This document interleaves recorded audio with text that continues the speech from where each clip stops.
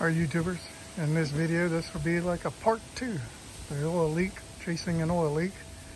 It's actually not a leak, it's a drip.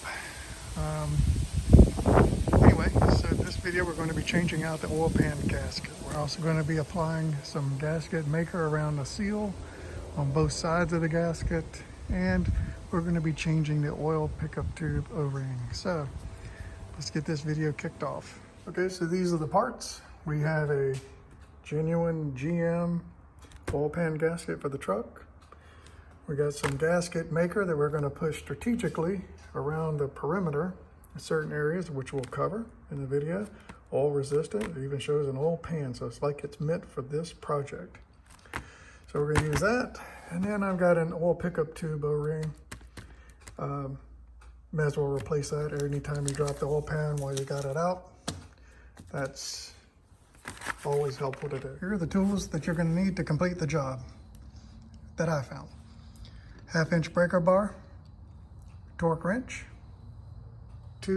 I use two 1/2-inch ratchets, 3/8 ratchet, 1/4-inch ratchet, various extensions for the ratchets. And then I had a 24 millimeter, 18 millimeter, 18 millimeter 3/8, 15 millimeter 1/2-inch. These are half inch, 3/8, 10, and two 1/4-inch 10s. A pair of snips, a hammer, and a pick, and then a drill bit. You're gonna need a drill bit to get the old oil pan off. You're gonna need a snip to get the zip tie off of the gasket when we go to put it up. The hammer is to use to put the cross member back in place that goes underneath the oil pan. You probably got a jack and can jack it up in there, jack it up in there in place. That's fine. I had to get a hammer because that's what it took. And then some brake cleaner just to keep the parts clean and keep everything clean as I was going. For those that don't remember, this is why we're doing the job. Got an oil drip. So the truck's in the air. We're getting ready to get underneath there and take the stuff, drain the oil. I want to show you this first. So I bought, obviously I had an oil pan, but I bought this mat. And if you're tired of getting splattered every time you drain the oil into here, this mat is meant to deflect all of that splatter. So this is what I bought. If you're interested, this thing's gonna be perfect. We'll show you that when we drain the oil. So I just cut it up to fit down in here, and it'll just drain into that. Hopefully no more splatters. We're about to find out.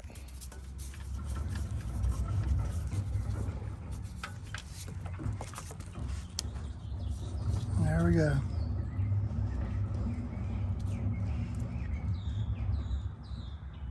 Doing what it says it was going to do. No splatter. Awesome. While the fluid's draining, can't tell. Anyway, these are 18 millimeter front and back. So let's get these off. 4 with the bolts out. Now we're going to pry down this. We're going to probably need a pry bar. All I did was take a screwdriver, wedge it in here until it was able to pry against this. Then once it came down a little bit more, I used this to pry against this. Then I used this to pry against this. And I'm just basically walking off with the leverage. I'm about to do the same thing with that side. The next thing we need to do is to drop the power steering rack. So we're not going to drop it completely. We're just going to let it hang with gravity. I think that should be fine. Yeah, so bolt here, and there's a bolt here, 2 bolts here. So let's see where they are on the other side. Oh, let me get this panel here out. The shield is out.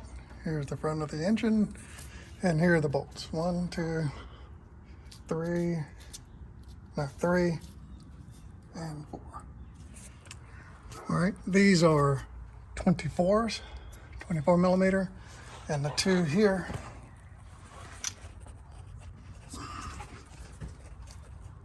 You can't see it. It's in there. And there's one there. Those are 18s. All the bolts are out. Got a bungee around it just in case.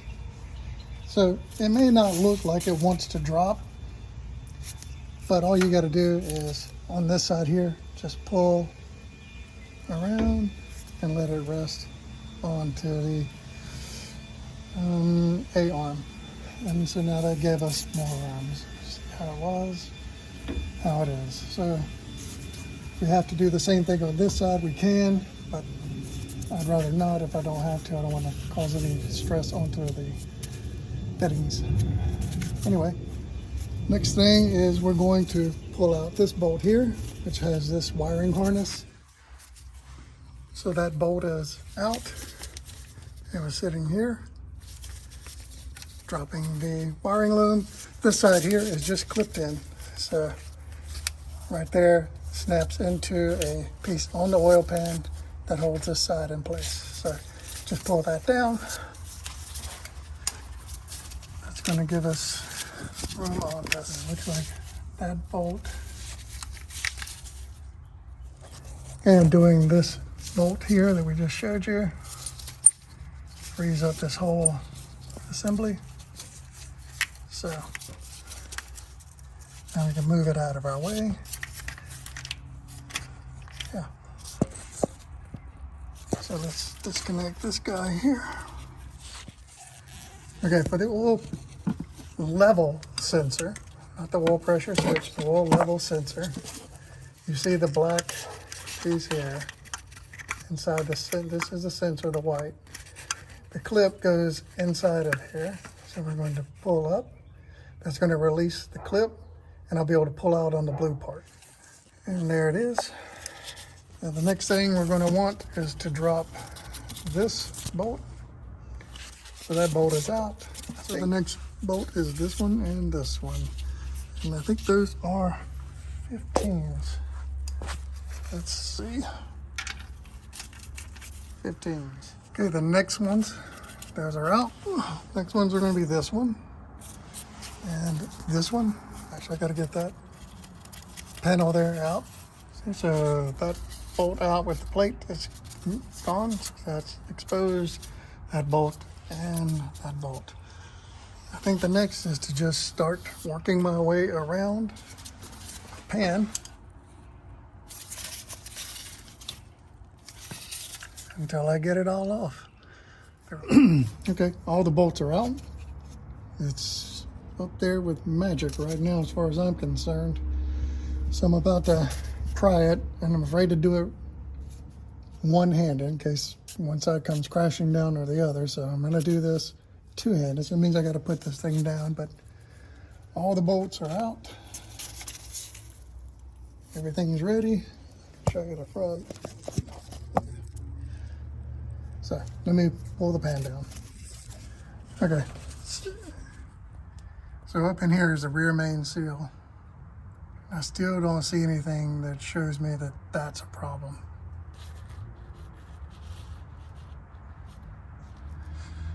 So I'm not thinking it is. So this is the oil pan out. Basically just had to pull just a little bit and it came right out. So this is how it was. Still riveted on. But this is the corner that was leaking. Anyway, the thing to do now is to get this old one off. We're going to have to drill out this rivet here. And looks like this rivet here just popped out somewhere. I shall find it. It's in here somewhere. Anyway, that rivet there is already out, so that saves us a little bit of time. Now we just got to find it and we'll pull this one out. So let me get that out, and then I'm going to clean everything up, clean out the oil that's left behind inside of here, and then I'm going to go up and then we're going to go and change the O-ring on the oil pickup tube. So let's get this cleaned up perfectly right now. In order to get this out, we're going to drill. Bad lighting. We're going to drill it out. So essentially hold the gasket in place, drill this. I've got this in here to catch any kind of metal shavings, which are bound to happen, but don't worry. As long as you clean this up like brand new, once you're done with this part, you'll be okay, because you'll get all the contaminants back out. So let's drill that out and go from there. Got the rivet out, took a punch after I got the head off, punched this through, there it sits. Yeah, so keep going. In order to get the oil pickup tube off, I've already started this one. It's a 13 millimeter. We're gonna get that one there off, and then there are going to be two up here at the front of the oil pickup tube, which I'll show you in just a moment, but let's get these two dropped. So this bolt here is a 10 millimeter, so we're gonna drop that. Okay, the tube is loose. There we go. And there's our O-ring right here. So I misspoke. What I saw as the red residue was not the gasket of the O-ring. The O-ring is still in there. So let me get the pick and grab that O-ring out, and we'll put the new one on the pickup tube and then insert it back into here. Okay, so here's the oil pickup tube. We're going to put the new O-ring on it, and we'll slide it in back into place.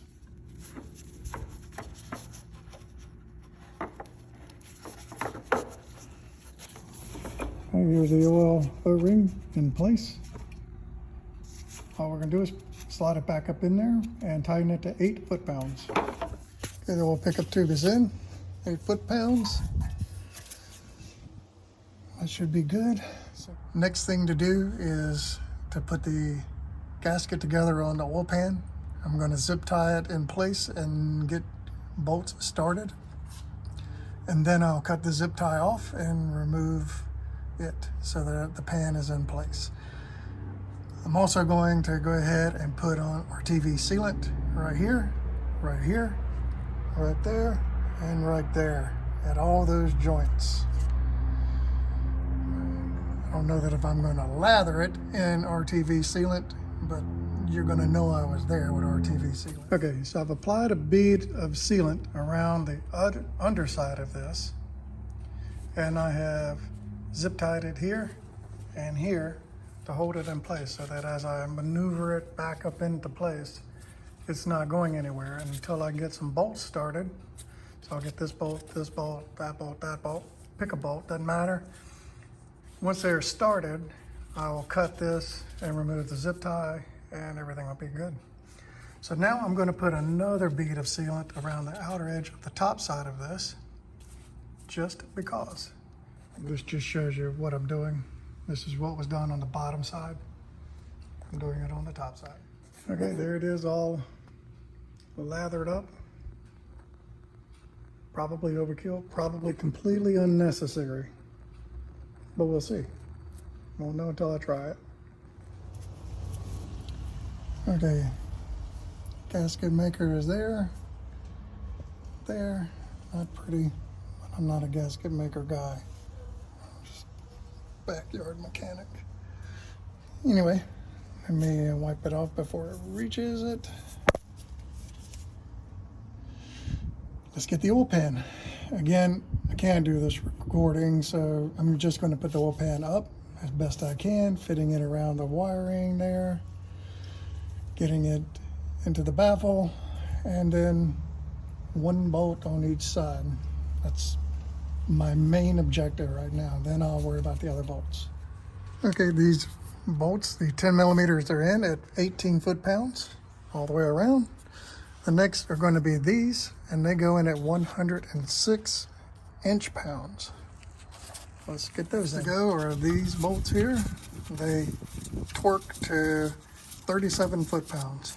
So next thing we're going to do is plug back in this oil level sensor, and if you notice, it's kind of frayed. I don't know if you can see that. I'm gonna go get some fabric electrical tape and cover that up. Next thing we're gonna do is put the bolt in that there that holds this whole setup together. So let me get the bolt, put that in. That goes to 8 foot-pounds. Next is this cover, and it gets tightened to 8 foot-pounds. Next is this bolt here, and that goes to, I would just tighten it. It's just tight. Last one is the one that goes here, that covers this plate. And I would just do it tight, just like in the other video. I feel like, yeah, for me, it wants to feel like it wants to strip, but just tight. Okay, the next thing we're going to do is we're going to put the steering back in place as best we can. We're going to get the holes lined up. Okay, the next thing is the power steering rack bolts. These go in. Essentially lift it back up, get it in place, and line up the bolts. For me, I had to put a knee underneath one side and bring this other side back up. I started with this bolt first because it was right here. Got it lined up on this side. Then I went to this side, got those two in, and now I'm working on this bottom one. Started, and then we'll torque them all up. Okay, the torque specs for this side of the rack is 74 foot-pounds, and this side is 148 foot-pounds.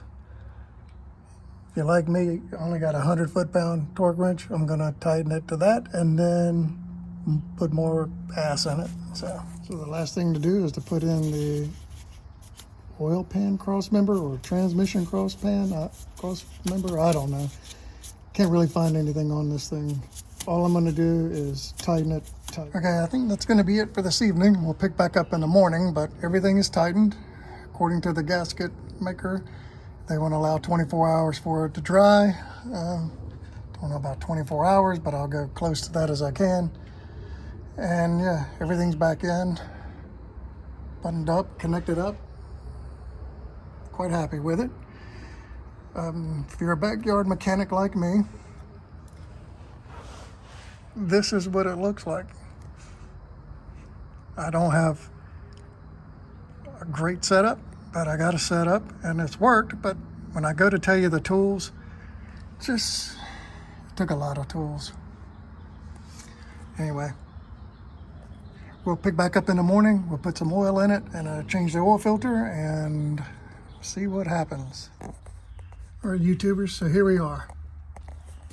It's been several days later and we still have a drip. It's unfortunate, but it is what it is. Close to 300,000 miles. Problem is not improved. So, next steps. Could be one of two things. So, the first thing it could be is the rear main seal, which is probable with this miles. Though I haven't seen any indications anywhere else that gives me that concern. But the other piece that it could be is the rear main seal cover plate. It's a metal plate, and I'll put it up on the screen, that covers the back side of the engine. And it butts to the oil pan, at the back side of the oil pan.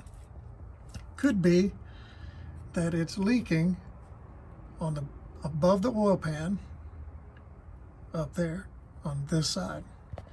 Those do have a gasket, and they do leak, and it could be that.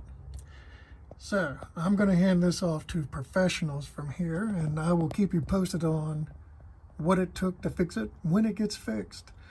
But two things we can safely say: if your car is like this, or your truck is like this,